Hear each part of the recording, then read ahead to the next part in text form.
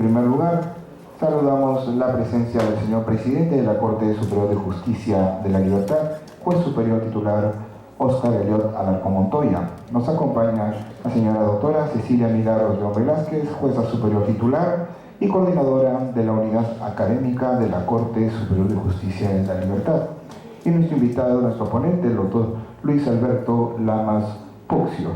A continuación vamos a dar inicio con las palabras de apertura del año académico 2020 a cargo del señor presidente de la Corte Superior de Justicia de la Libertad. Reiterando nuestro saludo por parte de la Presidencia de la Libertad y obviamente también de la familia judicial que hoy ya en buen número nos acompaña en esta apertura del año académico en nuestra Corte Superior de Justicia. La reiteración de nuestro saludo y agradecimiento al doctor Lamas Puccio por haber tenido la gentileza, la deferencia de compartir con cada uno de nosotros aquí en nuestra Corte Histórica en las conclusiones de su última obra, Corrupción, Cleptocracia y Globalización. Mejor oportunidad y el marco que ahora nos acompaña no habría sido mejor para que el doctor Lamas, quien es un reconocido jurista peruano de trascendencia latinoamericana, nos pueda hablar de una manera clara, nítida, como él sabe hacerlo, sobre la corrupción desde un enfoque de el nacimiento histórico de la misma en nuestro país, pero también su carácter transversal, los aspectos que significan la mutación de este fenómeno que golpea a nuestra sociedad en general, siendo transversal, como mencioné, pero además la sofisticación que en determinado contexto, como hemos podido tener hasta hace poco, ser testigos presenciales, que de manera descarnada se presenta la corrupción a nivel político, económico, de las instituciones y también de las empresas privadas de alto nivel. Tenemos que hacer un análisis y también una especial reflexión como personas sobre cómo es que la corrupción a nivel global de nuestras instituciones y de manera personal ha venido afectando los niveles en nuestra comunidad y que efectivamente hace que asumamos también compromisos para desterrarla, erradicarla, sino aminorarla. Este esfuerzo que hace la Corte de la Libertad a través de la unidad académica por traer a nosotros y compartir experiencias y también investigaciones en diversas materias, ahora en esta que constituye en todos los aspectos de la vida, lastimosamente, de nuestro país, que es el de justamente la corrupción, cleptocracia y globalización. Con estas palabras se da por inicio o apertura del año académico 2020. Muchas gracias. A continuación, presentación de nuestro ponente a cargo de la señora doctora Cecilia Milagros León Velázquez, coordinadora de la unidad académica de la Corte Superior de Justicia de la Libertad. Buenas tardes con todos y todas, señor presidente de la Corte Superior de Justicia de la Libertad, doctor Óscar Alarcón Montoya, doctor Luis Lamas Puccio, nuestro ilustre conferencista del día de hoy, señoras y señores que nos acompañan esta tarde. Tengo el honor de presentar al doctor Luis Alberto Lamas Puccio, quien aceptó venir el día de hoy a dos eventos académicos. Uno fue dialogando con los expertos, que hemos tenido a partir de las 3 de la tarde, y el segundo es la conferencia magistral e inicio de las actividades académicas de la unidad académica de la Corte Superior de Justicia de la Libertad. Agradecerle al doctor Lamas Puccio el despliegue, toda una tarde con nosotros compartiendo sus conocimientos. Debo precisar que estaba presente en la conferencia anterior, que ha sido magistral, además de la presentación de su libro. Por tanto, a nombre de la Corte Superior de Justicia, que me honro integrar, y de la unidad académica, le doy las gracias doctor Lamas, por estar presente en este evento y además comprometerlo a otros eventos académicos que durante el presente año esta unidad organizará. Como dije en un evento anterior, la unidad académica se ha preocupado en las actividades que organizan dos aspectos. Primero, la necesidad de capacitación de todos los involucrados en el sistema de justicia, aproximadamente 5.000 personas que fueron capacitadas el año pasado, y además de la calidad de los ponentes que vienen a impartir sus conocimientos a través de las conferencias nacionales e internacionales y de los talleres. Es así que el día de hoy iniciamos este año académico con el doctor Luis Alberto Lamas Puccio, que es socio fundador del estudio jurídico Lamas Puccio y Abogados. Como todos sabemos, es autor de diversas obras en materia de lavado de activos, operaciones sospechosas. Ha sido profesor en la Pontificia Universidad Católica del Perú, Universidad de Lima, Universidad Nacional Mayor de San Marcos, en pre y posgrado, en la Universidad Cayetano Heredia, el curso de especialización, así como en la Universidad Luis Antonio Muñolo, Academia de la Magistratura. Ha realizado cursos de especialización en diversos países como Japón, Italia, Costa Rica, Chile, Estados Unidos, España y México. Ha representado al Perú y participado en diferentes eventos internacionales en materia de prevención del delito y tratamiento de delincuentes, lavado de activos y crimen organizado, igual en la negociación de tratados como la Convención de las Naciones Unidas contra el tráfico de estupefacientes y sustancias psicotrópicas de las Naciones Unidas en Viena, y fue miembro de la comisión redactora del Código Penal en 1991. Dejo con ustedes al doctor Luis Lamas Puccio, que abordará el tema corrupción, cleptocracia y globalización. Buenas tardes. Damos con fuertes aplausos al doctor Luis Alberto Lamas Puccio.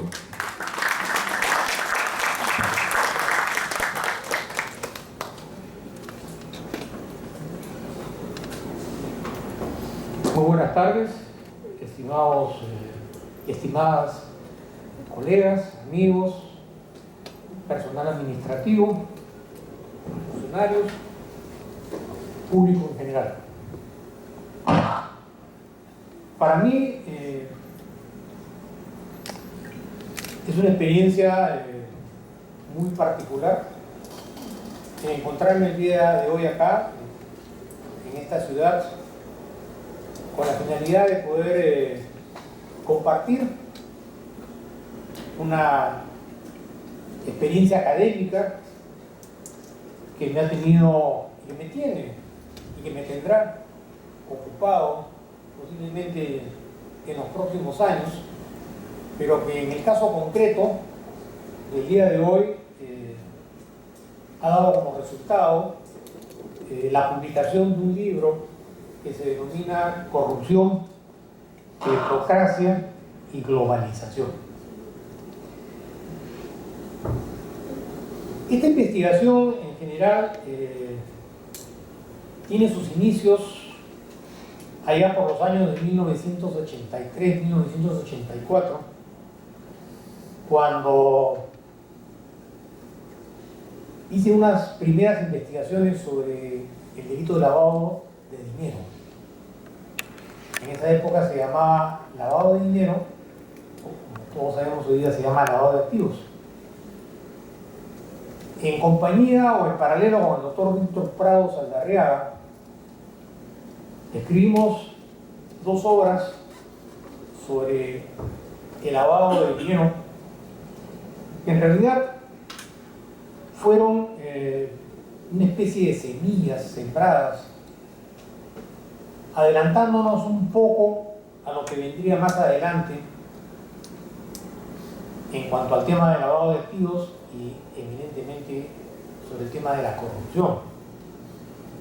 Nos adelantamos un poco porque en aquella época hablar sobre el lavado de dinero parecía un eufemismo, porque nadie se podía imaginar ni nadie podía estar consciente de lo que se vendría a develar años más adelante en relación a estos temas.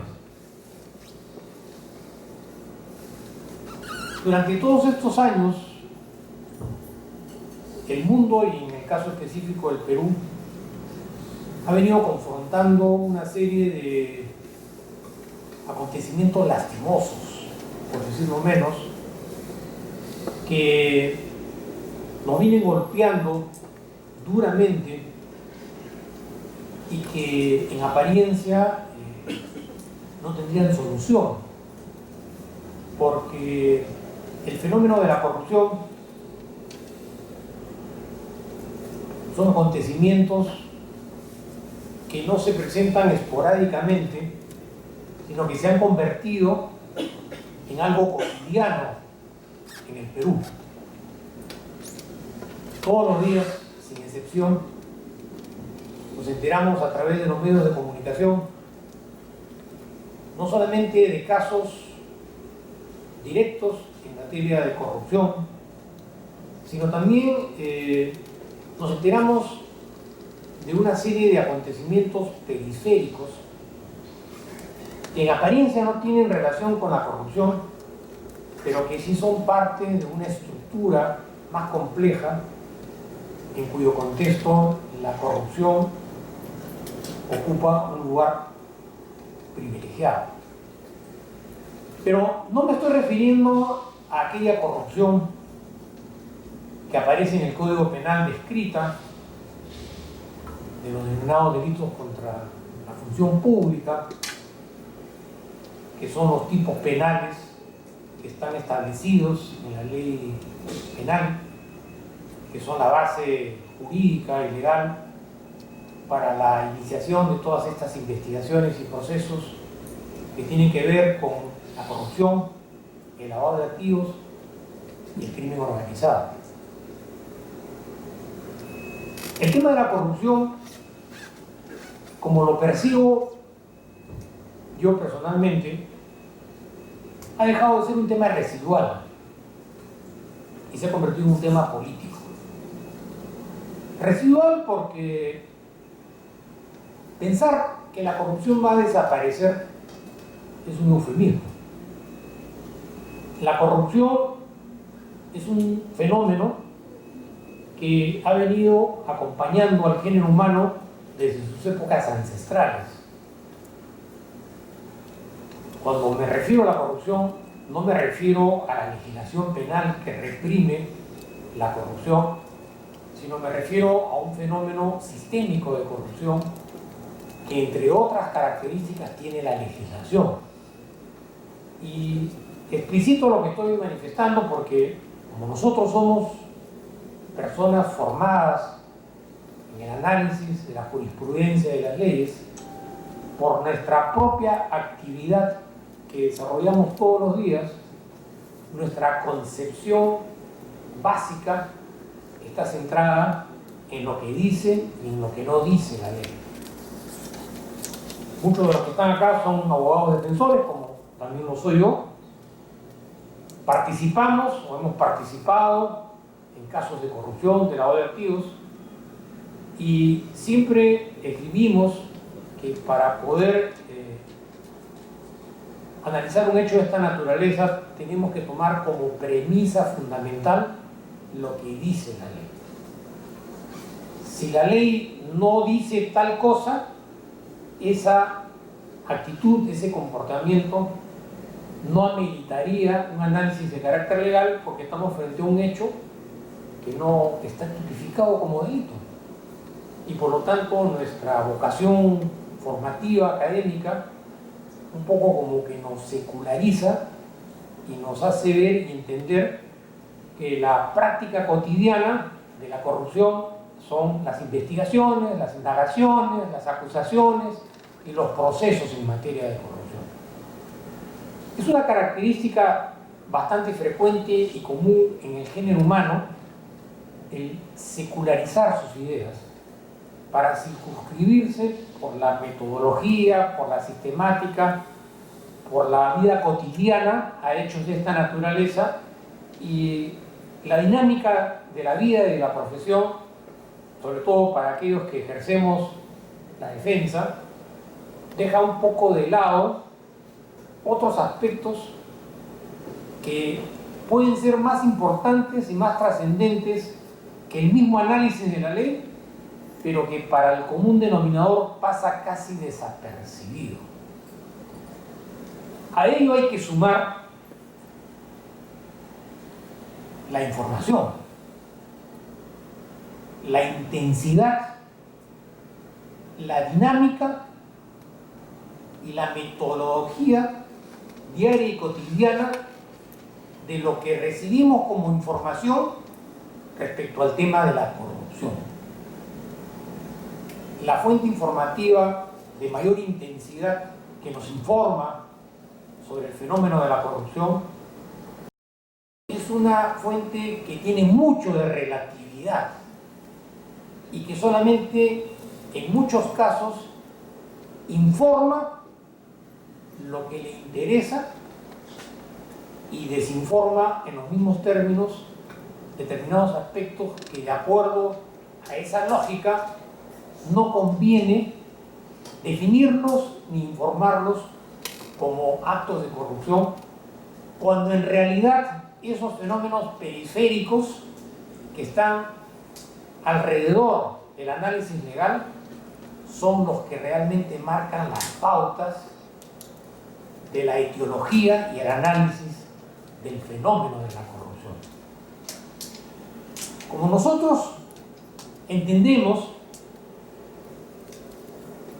crear una norma es un proceso que termina en un código penal o en una modificación de la legislación penal. Entendemos que ese proceso que normativiza una conducta y la incorpora como tal dentro de la categoría de delitos es un proceso profesamente diseñado en aras de proteger a la sociedad. Los legisladores, los expertos, interesados en solucionar problemas de carácter social de tanta relevancia como la corrupción, permanentemente están ideando y diseñando acciones de carácter legal para fortalecer la lucha contra la corrupción en la falsa expectativa de que a través de la modificación o incorporación de estas conductas el fenómeno de la corrupción, digamos que no va a desaparecer, pero que en alguna medida se va a ver neutralizado. Entendemos que es un proceso transparente, democrático, ajeno a cualquier interés y que lo que persigue es proteger un bien jurídico para proteger a la sociedad. Es el proceso a través del cual se normativiza la conducta y se crea el tipo penal. Y sobre la base de eso es que nosotros actuamos. La sociedad actúan los órganos de control, investigan, procesan, juzgan, acusan, sentencian, condenan, excluyen, incautan, allanan, en fin, todo lo que ya nosotros sabemos. Esa es una visión bastante potente sobre el interés, el análisis y el entendimiento de lo que significa la corrupción. En la expectativa de que todo ese sistema ha sido creado y diseñado no solamente para proteger a la sociedad, sino también para prevenir, disuadir, rehabilitar, resociabilizar, reincorporar a aquel ciudadano que infringió la ley y se vio involucrado en un caso de corrupción. Por lo general, esos esquemas operan para la corrupción de poca monta, no operan para una dimensión más sofisticada e intrincada de lo que significa el fenómeno de la corrupción. Porque en última instancia, todos estos esfuerzos estructurales, operativos, institucionales, legislativos, están orientados a sancionar en el hipotético caso que se puede prevenir disuadiendo al posible infractor, pero que si es sorprendido y encontrado responsable se le encarcela. Sabemos perfectamente que la privación de la libertad no tiene un fin retributivo, tiene un fin resociabilizador. Eso es lo que dice la Constitución, lo que dice el Código de Ejecución Penal y su reglamento respectivo, ¿no? Vamos a encarcelar, vamos a condenar a pena privativa de la libertad, vamos a acusar al expresidente por casos de corrupción y lavado de activos a una pena de 25 años, para que una vez que se devela y se corrobora su responsabilidad penal, se le aplique una sanción. Esa sanción va a tener que ser ejecutada en un centro carcelario, de acuerdo a la metodología. Ese centro carcelario tiene un programa de resocialización y ese corrupto que fue condenado va a ser resocializado, y una vez que es resocializado va a salir en libertad, acogiéndose a los beneficios penitenciarios, y va a ser un ciudadano ejemplar. Se va a comportar en términos normales. Eso es lo que dice la ley. La ley no hace diferenciaciones en términos de resocialización frente al sicario, al estafador, al acosador sexual o aquel funcionario o exmandatario que terminó condenado por un caso de corrupción. Pero hay una diferencia de carácter consustancial.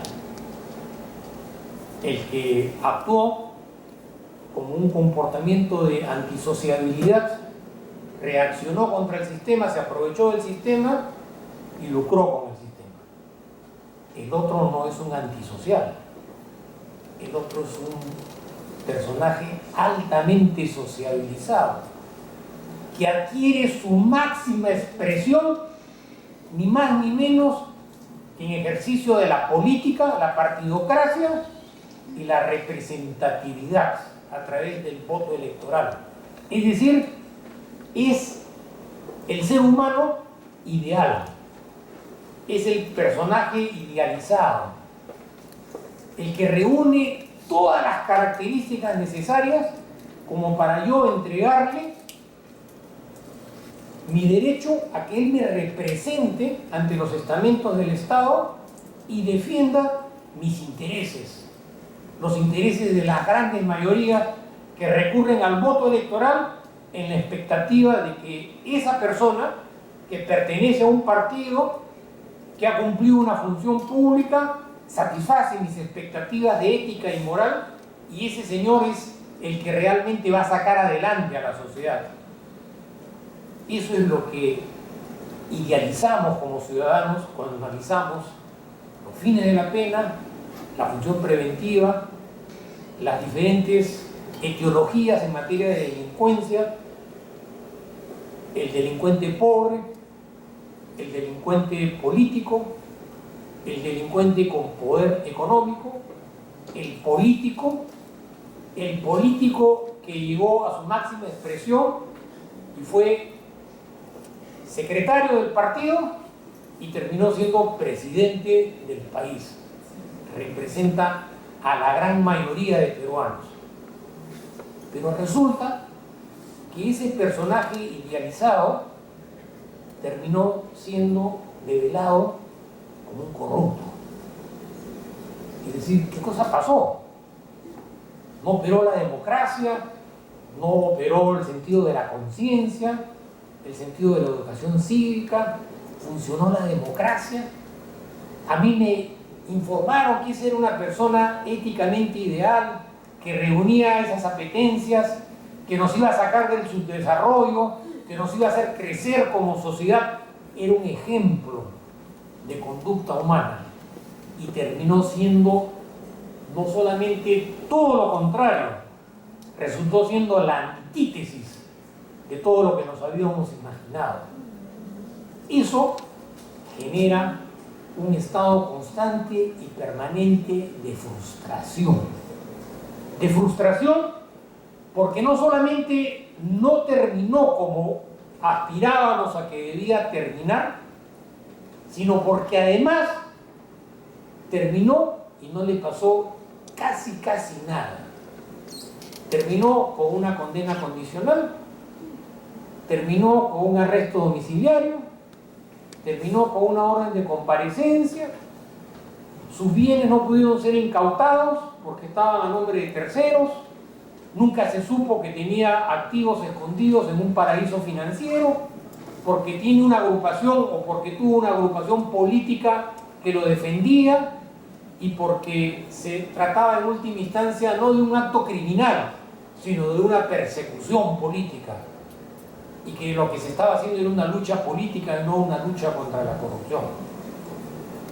Sin embargo, debe llamarnos poderosísimamente la atención de que esa lectura interpretativa de ese fenómeno conductual se hizo permanente, se hizo constante, se convirtió en una conducta homologada durante los años a través de las diferentes opciones políticas, diferentes opciones partidarias, que terminaron con que los últimos 4, 5 o 6 presidentes o expresidentes de un país terminaran todos investigados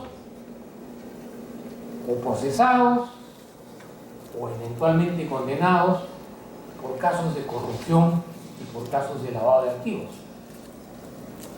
Esta simbiología entre corrupción y lavado de activos es más estrecha de lo que nos imaginamos, porque no solamente se trata de un lavador, se trata de un sujeto que, aprovechándose de la función pública y de la confianza depositada por la ciudadanía, no solamente recibió dádivas, sino que utilizó la misma legalidad para esconder los activos y el dinero sucio y darles apariencia de legitimidad y continuar desempeñando sus expectativas y su conducta política o electoral como si se tratara de un perseguido político y no de un delincuente de cuello blanco. Este hecho es un acontecimiento profundamente reflexivo. Algo tiene que estar pasando en esta sociedad para que un acontecimiento que debió haber sido esporádico se convirtió en un fenómeno constante, permanente, asiduo, objetivo, meticuloso, y que además se fue transformando a lo largo de los años para adquirir una nueva fisonomía y de esta manera evitar, impedir ser develado, ser descubierto y continuar desarrollando estas actividades. ¿Por qué se produce esto? ¿Por qué no hay capacidad de poder poner coto y decir evidentemente, pues, este es un fenómeno aislado, residual, que no se volvió a repetir, que fue un hecho circunstancial, porque siempre van a haber delincuentes en todas las sociedades y siempre van a haber corruptos? Esto no. Esto fue un hecho que se desarrolló bajo diferentes esquemas a lo largo de una parte de la historia del Perú, porque, como manifestaba hace unos instantes, el Perú tiene dos historias.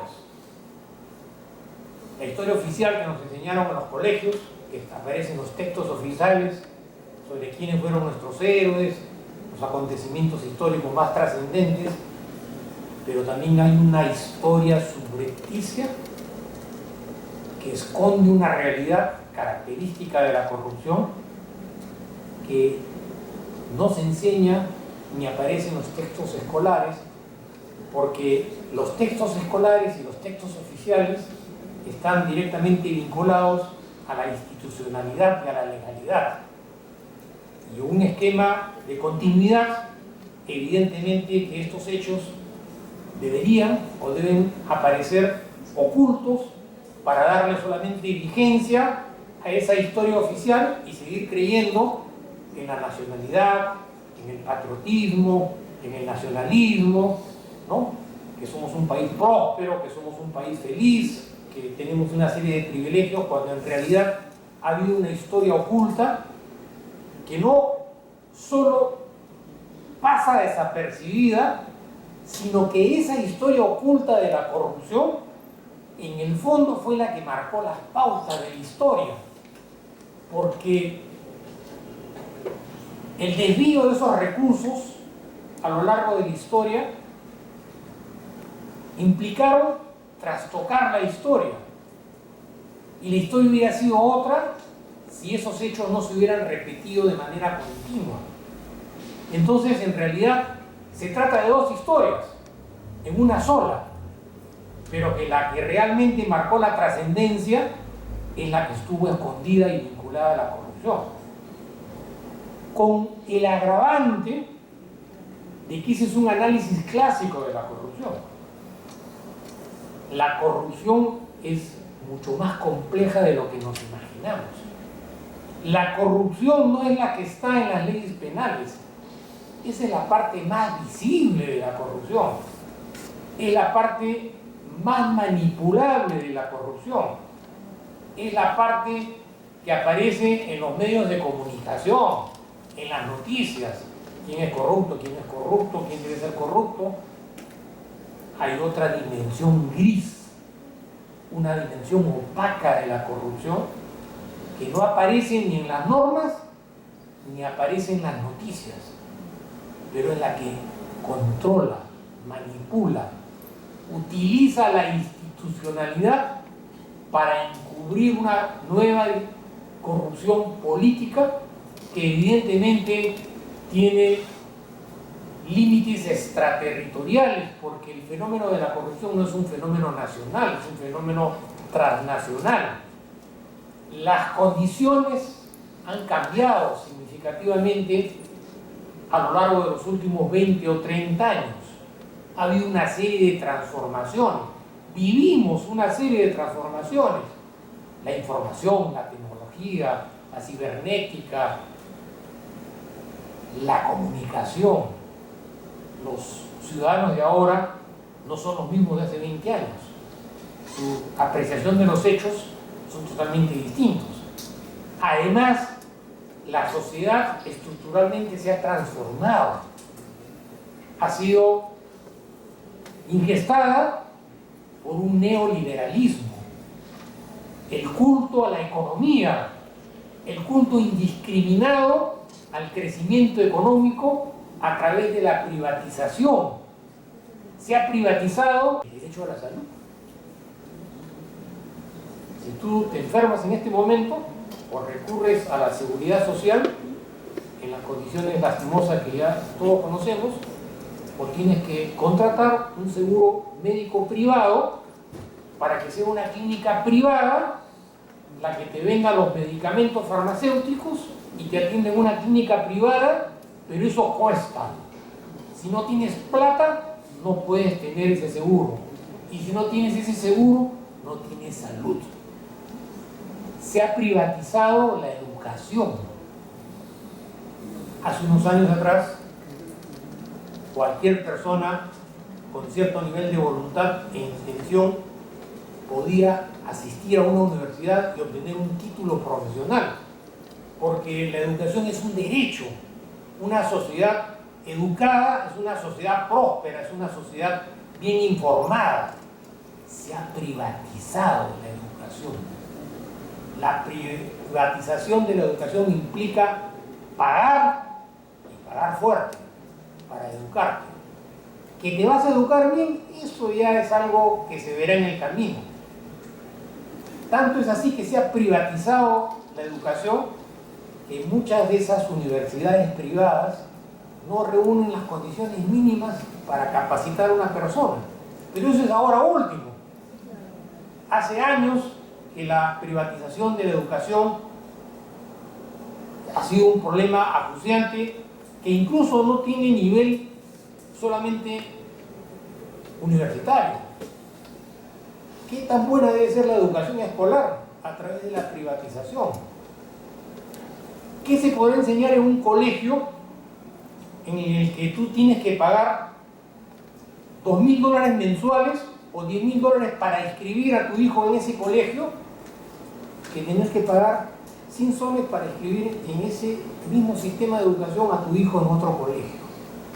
¿Cuál es la diferencia entre pagar miles de dólares y pagar unos cuantos soles?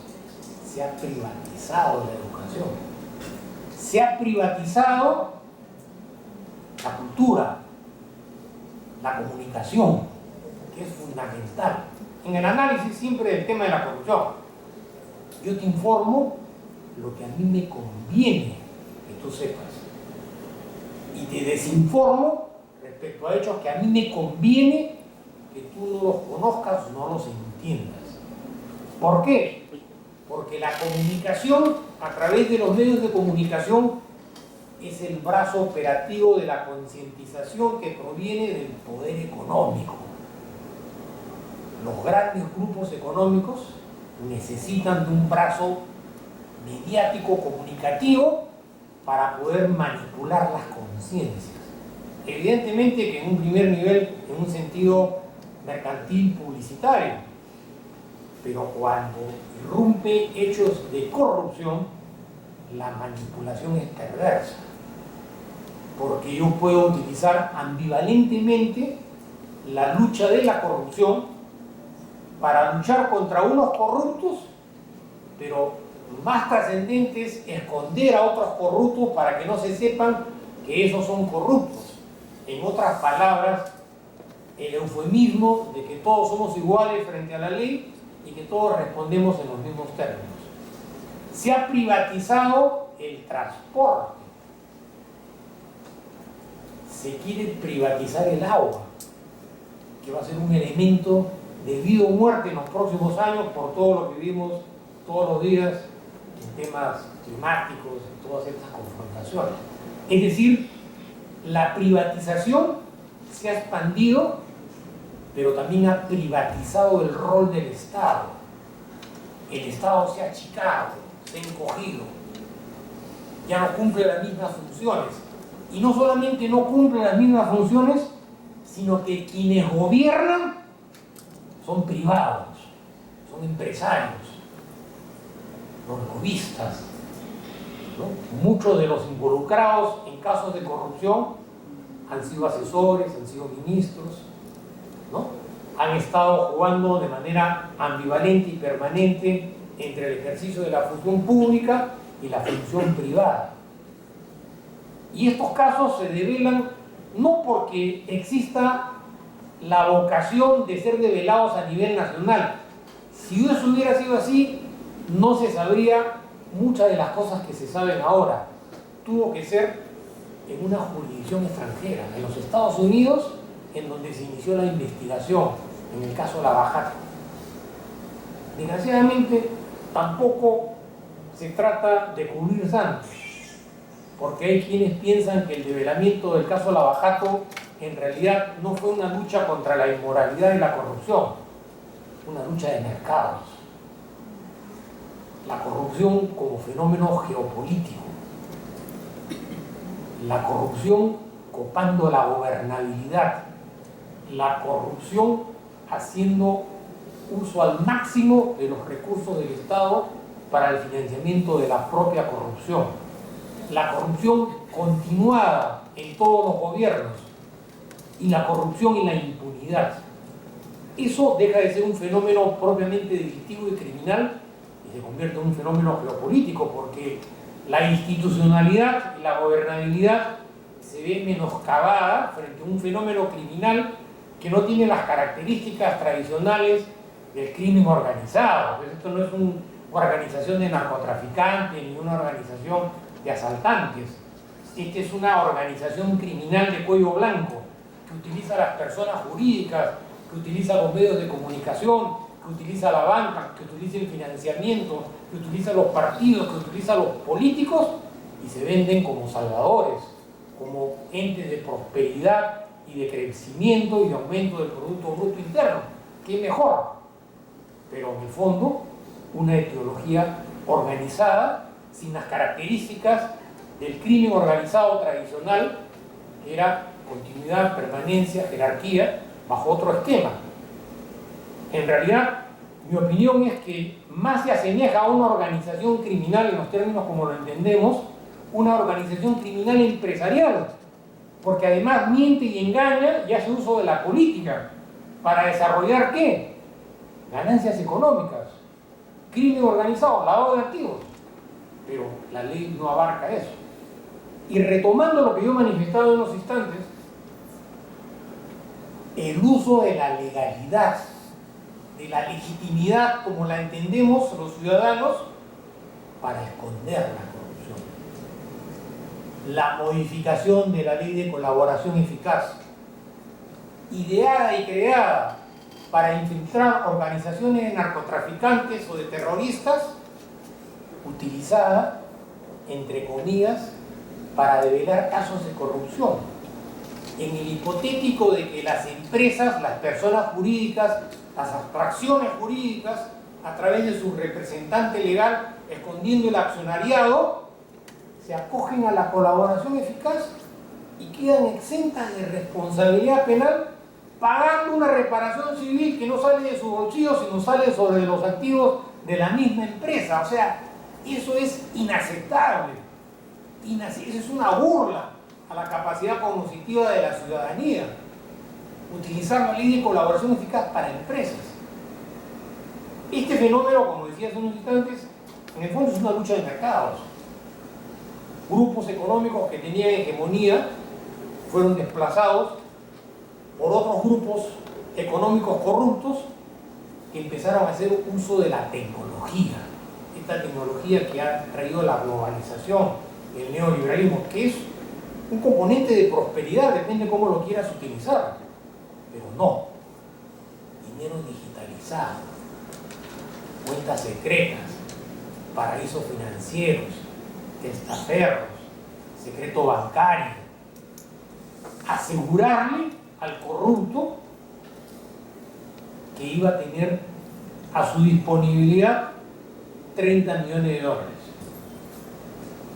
Hace 20 años atrás, si yo quería asegurarle al corrupto, al exmandatario corrupto, que le iba a entregar físicamente los 30 millones de dólares, tenía que dárselos físicamente.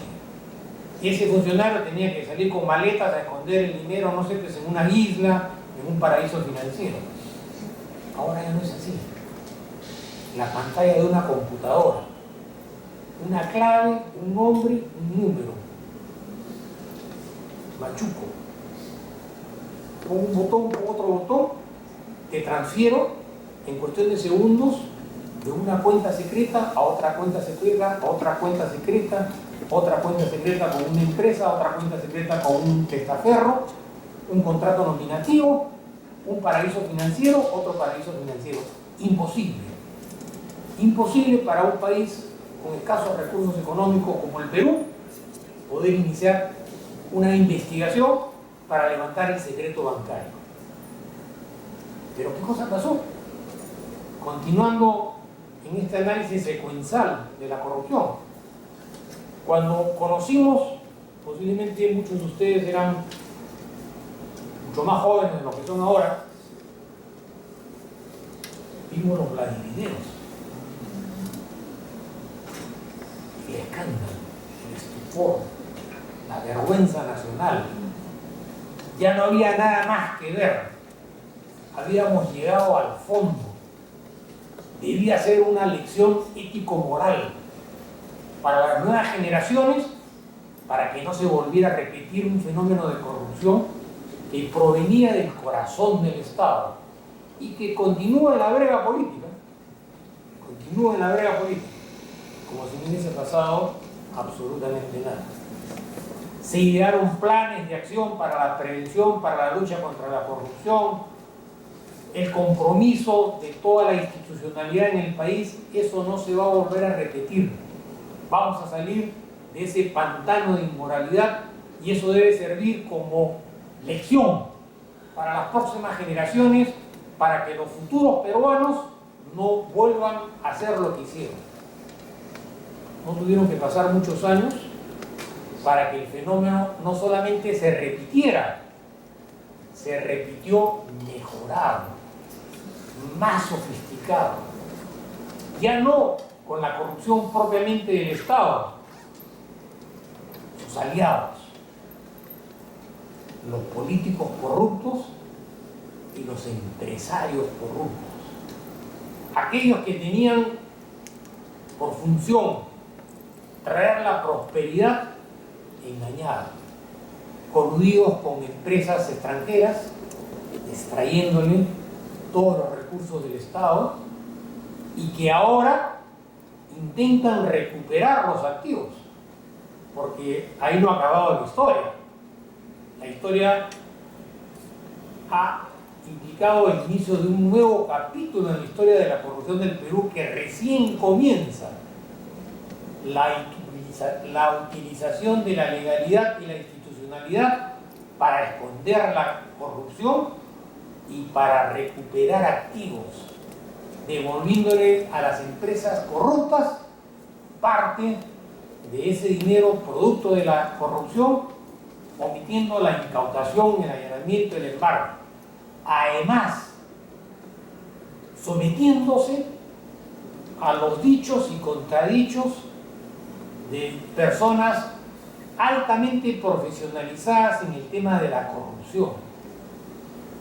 Gente formada en su máxima expresión en el modus operandi de la corrupción. Colaboradores eficaces. Lo que dice el colaborador es verdad, o lo que dice el colaborador es la última palabra. Ese es corrupto porque el colaborador lo dice, o ese no es corrupto porque el colaborador no lo dice.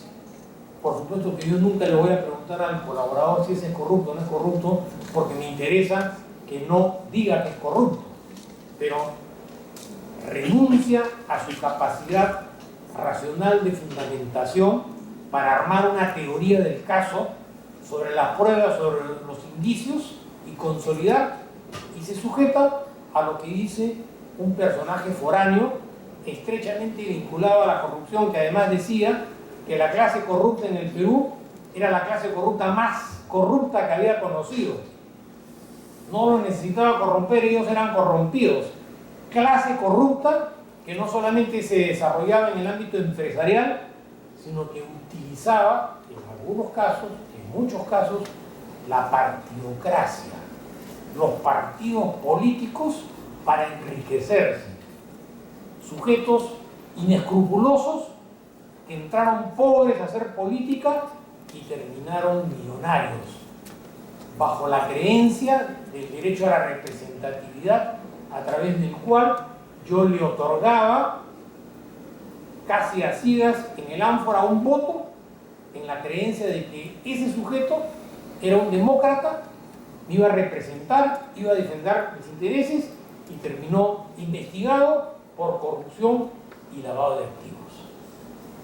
Esa es la nueva lectura interpretativa de la corrupción, no esa corrupción que analizamos en los códigos, en la jurisprudencia, en las casaciones. No es que no sea importante, porque en última instancia es donde tiene que resolverse muchos de esos conflictos, pero es una parte. Por eso manifestaba hace unos instantes que la corrupción no solamente es la que se nos muestra y la que creemos que es, porque evidentemente hay una manipulación de las conciencias a través de la manipulación de la información de la corrupción. Tanto es así que todos los días la corrupción es un hecho noticioso. ¿Interesa acaso informar y crear conciencia sobre la corrupción? ¿O es una información tergiversada bajo el pretexto de la conciencia sobre la corrupción? Escondo otra faceta de la corrupción. Y la corrupción pasa a convertirse en un fenómeno eminentemente de carácter político por las razones que estoy explicando. Tanto es así que el año pasado se denominó el año de la lucha contra la corrupción y la impunidad. Pero además, arriesgando en su máxima expresión a la institucionalidad. Disolver el Congreso, disolver el Consejo Nacional de la Magistratura, criminalizar el financiamiento de los partidos políticos, crear la Junta Nacional de Justicia, que ahora vienen las acusaciones, y vamos a entrar a juicio.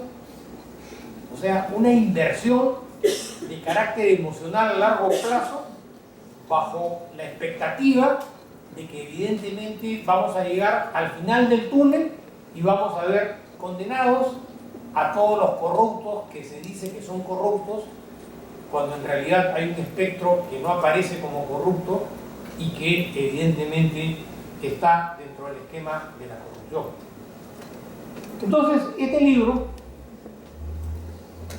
en alguna medida, es un esfuerzo de carácter personal, con la finalidad de poder homogeneizar de manera sistemática una serie de aspectos que en apariencia están distantes o dispersos, pero que cuando uno los analiza de forma conjunta y sistemática, le encuentra un sentido al análisis profundo del fenómeno de la corrupción. Afirmo categóricamente que la corrupción es un fenómeno que siempre ha estado presente a lo largo de la historia, que no va a desaparecer la corrupción. Menos ahora que nunca, en este proceso de globalización, de privatización, de culto al mercantilismo, en la que los seres humanos somos cada vez menos éticos, porque ya vivimos abullidos de todo este proceso y lo entendemos como algo normal y cotidiano. Ese dicho tan común, todos son corruptos. No hay diferenciaciones. El que tú creías que no era corrupto, sale un titular de un medio de comunicación afirmando que es corrupto. Un desmerecimiento de la institucionalidad. Una burla ante las expectativas de carácter ciudadano. Entonces, con este libro lo que yo he perseguido, entre otras cosas, y persigo, insisto, porque voy a continuar investigando y escribiendo, lo primero es analizar un contexto filosófico sobre la ética y la moral. Hay necesidad de fortalecer la educación sobre la ética y la moral a través de la filosofía. Hay necesidad de enseñar ética desde la niñez, porque los ciudadanos ahora, en este contexto que analizo, cada día son menos éticos. Y la moral y la ética ha sido una temática constante a lo largo de la historia. Por eso afirmo que estamos viviendo un crepúsculo de la ética contemporánea, a raíz de una sociedad postmoralista. Hay un desmerecimiento del sentido de la ética empresarial. El sentido empresarial es eminentemente mercantilista, solamente lucrar. No me interesa la prosperidad de la sociedad, solamente me interesa mi prosperidad personal. Es un fenómeno global, evidentemente, porque cualquier análisis tiene que plantearse en este contexto. Por eso manifestaba en una parte de este libro sobre lo que significa la cleptocracia. Una definición muy sencilla y muy simplista: el gobierno de los corruptos, la utilización de la gobernabilidad para el tema de la corrupción, la componenda, cómo se componen todos estos componentes para establecer un engranaje y para invertir la democracia, cómo conciliar y congeniar democracia con corrupción. Vamos a vivir en los próximos días un acto electoral eminentemente democrático, en un escenario altamente corrupto. ¿Cómo podemos conciliar democracia, voto electoral, disolución de un Congreso en un escenario en la que todos o casi todos los que han gobernado están involucrados en casos de corrupción? La mutación de la corrupción, cómo se va transformando con el paso del tiempo, adquiere nueva fisonomía, nueva morfología. La corrupción es un fenómeno amorfo, como un globo. Se afloja, se engorda, se matiza, se encolora, dependiendo de la coyuntura y de las circunstancias. El tema de la impunidad. ¿Qué es más grave? ¿La corrupción o la impunidad? Al corrupto habrá que sancionarlo.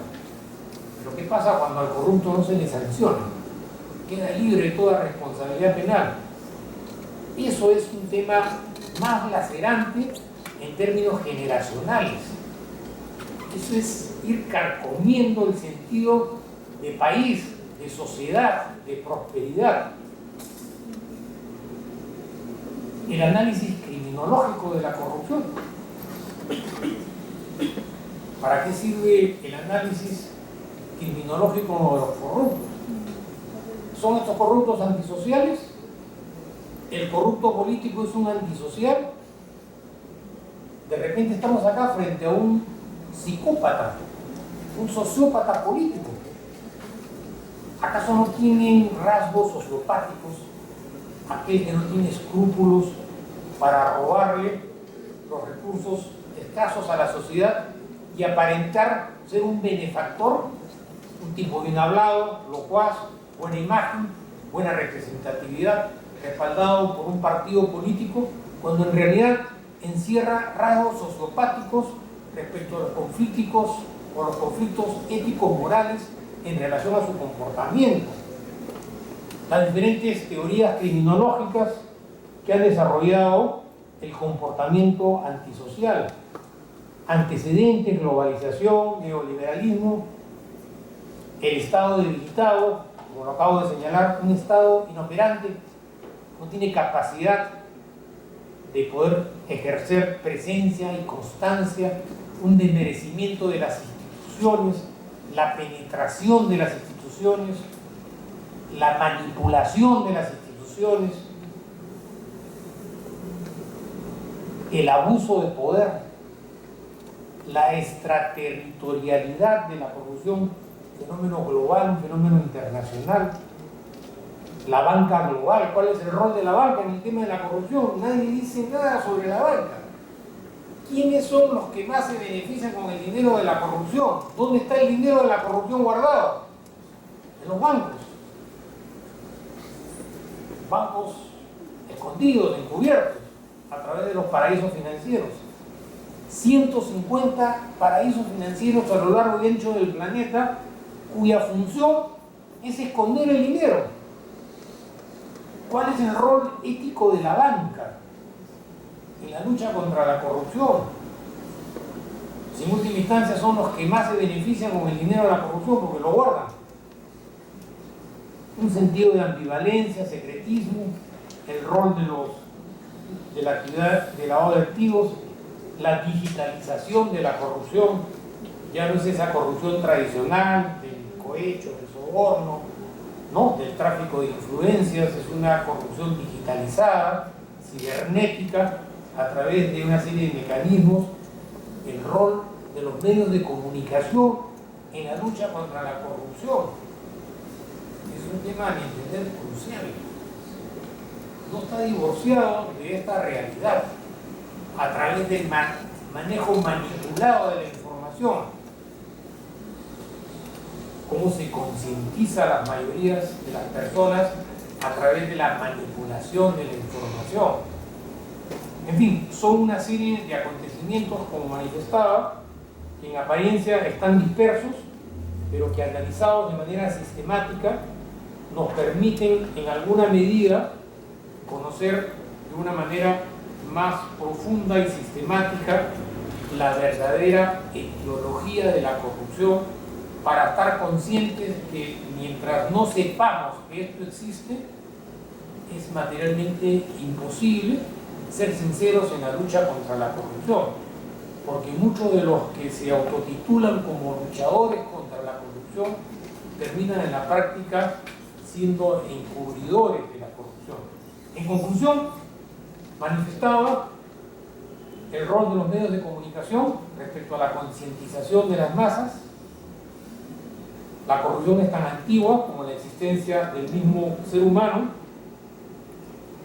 Las insatisfacciones en la lucha contra la corrupción a partir de todos estos planes de acción, la vinculación de la corrupción con el escenario político y empresarial,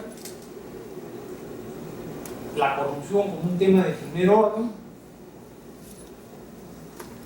la explicación de la corrupción como aquel aspecto que pone énfasis en las relaciones que existen entre poder económico y política o partidocracia, en cuyo contexto, a mi entender, estaría el centro de la explicación del fenómeno de la corrupción, las limitaciones en cuanto a las definiciones sobre el tema de corrupción para poder entender la corrupción frente a una dimensión gris de la corrupción, más letal que la misma corrupción tradicional, pero que no está encuadrada dentro de las normas. La doble moral de la lucha contra la corrupción, la debilidad de la democracia como sistema para poder enfrentar la corrupción. Siempre nos han dicho que, a pesar de sus limitaciones y errores, la democracia es el sistema más equitativo para gobernar. Pero habría que plantearse algunas preguntas si efectivamente durante todos estos años de régimen democrático se ha enfrentado la corrupción en los términos como lo estoy analizando, a no ser que se haya utilizado la democracia justamente para favorecer la corrupción. El rol de los partidos políticos en la lucha contra la corrupción, la estructura de la corrupción, el análisis ético-moral, las relaciones de corrupción con lavado de activos y los nuevos desafíos que significan la nueva dimensión de la corrupción en los términos como lo estoy analizando. Bueno, estas son algunas ideas, ¿no?, que he tratado en la medida de lo posible de compartir con ustedes. Esta es una iniciativa de carácter personal. Evidentemente que existen muchas discrepancias, de repente habría mucho más que decir, mucho más que analizar, pero en todo caso creo yo que podría estar planteando algunas bases para que se desarrollaran otros trabajos y otras investigaciones sobre el tema de la corrupción. Soy abogado como ustedes, conozco desde adentro el sistema de justicia,